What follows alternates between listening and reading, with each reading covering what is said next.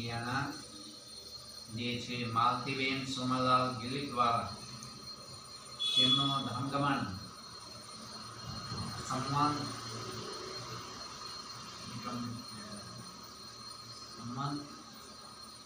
2082 ની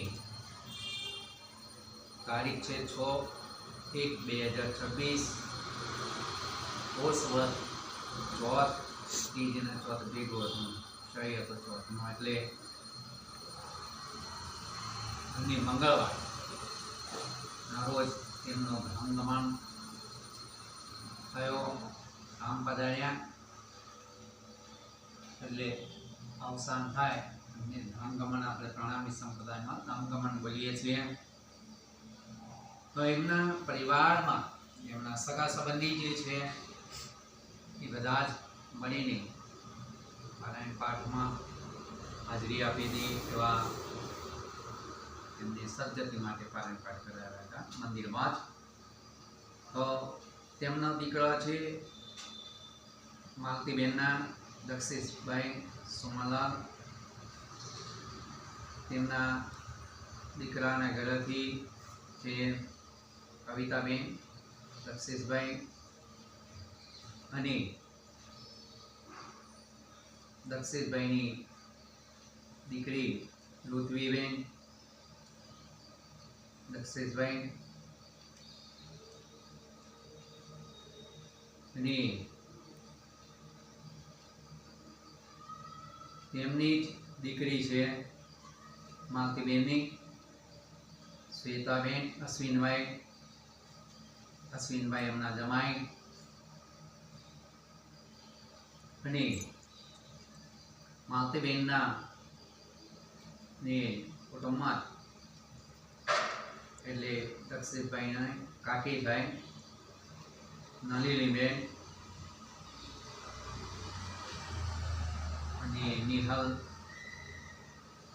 બેન કેતનભાઈ એ તેમના કાકા કુટુંબમાં આવેલા છે. એ પણ માલતીબેનના જે ભાઈ છે રસિકભાઈ અને ભૂપેન્દ્રભાઈ બંને ભાઈ. આ રસિકભાઈના ધર્મપત્ની કોકિલાબેન રસિકભાઈ અને ભૂપેન્દ્રભાઈના ધર્મપત્ની ઉષાબેન ભૂપેન્દ્રભાઈ. અને માલતીબેનના જે ભત્રીજા જમાઈ થાય એમાં સ્મિતાબેન એ ભત્રીજી અને ભત્રીજા જમાઈ છે પ્રદીપભાઈ. આ બધા મળીને પારાયણ પાઠ જે પૂર્ણાહુતિ થઈ એમાં હાજરી આપી અને પૂર્ણાહુતિમાં સાથ આપ્યો છે. આત્માના સદગતિ માટે પધાર્યા હતા. તો 12 દિવસે તેમના પારાયણના પૂર્ણાહુતિ કરી છેલ્લા પ્રકરણ દોહરાવ્યા. ત્યારબાદ પઠન આવે તો લેખને અક્ષર કૃષ્ણ કહન. ત્યારબાદ વાણી પઠન કરવાથી વાણીથી આપણા આત્માને પહેચાન થાય છે, સ્વરૂપની ઓળખાણ થાય છે, ધામધણી ઓળખાણ થાય છે, ધામની પહેચાન થાય, ઘરની ઓળખાણ થાય અને જે અનુભૂતિ થાય છે, આનંદ થાય છે એ આપણે સાંભળ્યા કે વાણીથી આપણને એટલો આનંદ આવે છે. તો ત્યારબાદ ગુરુજી આપેલા આમંત્રણનો જાપ કર્યો.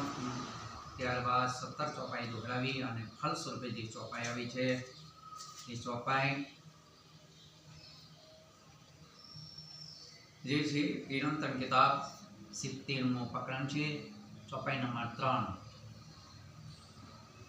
રામત જોવા વાલા તે જુવા તે આગળ વાણી પાસે વિસ્તાર માયા દેખાડીને પાર ઉઘાડી જાઓ અક્ષરને પાર જાઓ અક્ષરને પાર.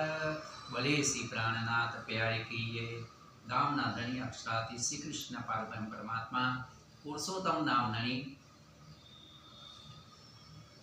આ કલયુગમાં કલ્કી અવતાર તરીકે આવી સ્વરૂપે આવીને આપણને આ વાણી આપી છે. વાણીથી બધાને 14 લોકને પણ જગાવવા માટેની વાણી છે. રામત જોવા એટલે ખેલ જોવા માટે આજે આ ખેલ જોવા આવ્યા છે. એ તો એમાં આ બ્રહ્મ સૃષ્ટિ છે પરમધામની, એ તો અલગ જ છે, એ જુદા છે. આજે ખેલ અને જે જોવા આવ્યા છે આત્મા, એ દ્રષ્ટા જે છે એ જુદા છે. એ બ્રહ્મ સૃષ્ટિ ખેલ જોવા આવી છે, માયા જોવા આવી છે, એટલે એ તો અલગ જ છે.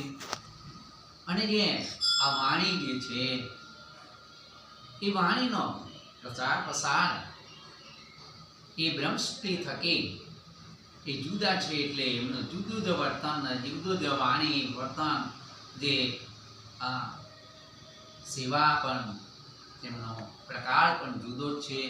અક્ષરાધિક પારબ્રહ્મ પરમાત્માને પતિવ્રત ધર્મ તરીકે આ ધર્મનું પાલન કરે છે. એવા એ બ્રહ્મસૃષ્ટિ અલગ જ છે. અને આ જગતની અંદર આ બ્રહ્માંડમાં, જાગણી બ્રહ્માંડમાં, આ કળિયુગમાં એ એમના થકી જાગણી થાય અને વાણી વિસ્તાર થશે.